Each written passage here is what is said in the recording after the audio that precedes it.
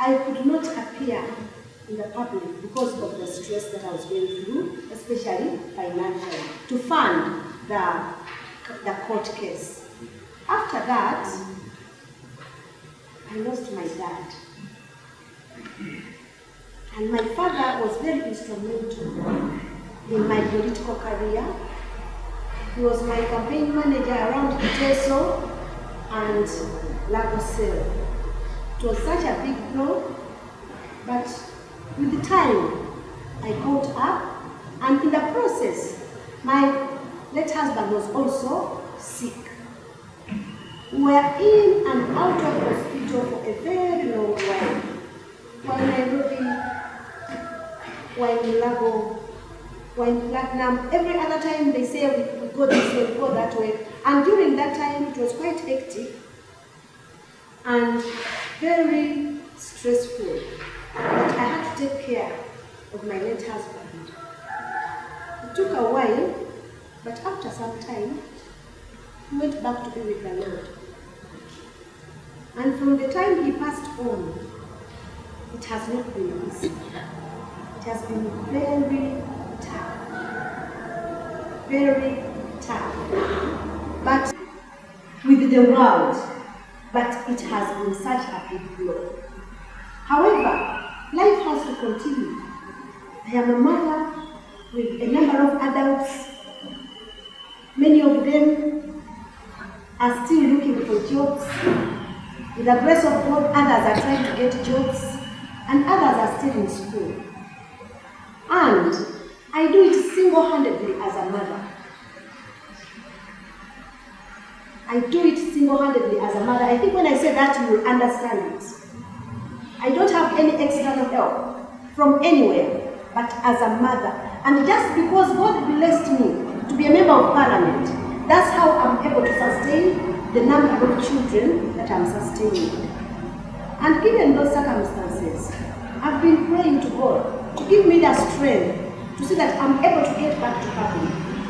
And I thank God, I've had a few public appearances, and people have been asking, "Hey, are you back?" I told them that I've not gone anywhere. I've just been going through situations, but I am still around. However, I feel that what the challenges that I've gone through have energized me. They have sharpened me, that I feel that I can face any challenge that comes ahead of me, especially politically. People will ask, why haven't I come in the NRM primaries?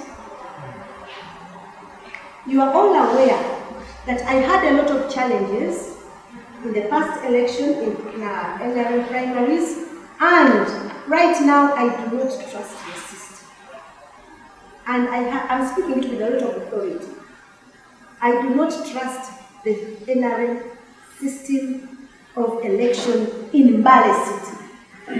I don't know about other places, but within Mbale City, where it was evident that I won in 90% of the polling stations, I could not be declared.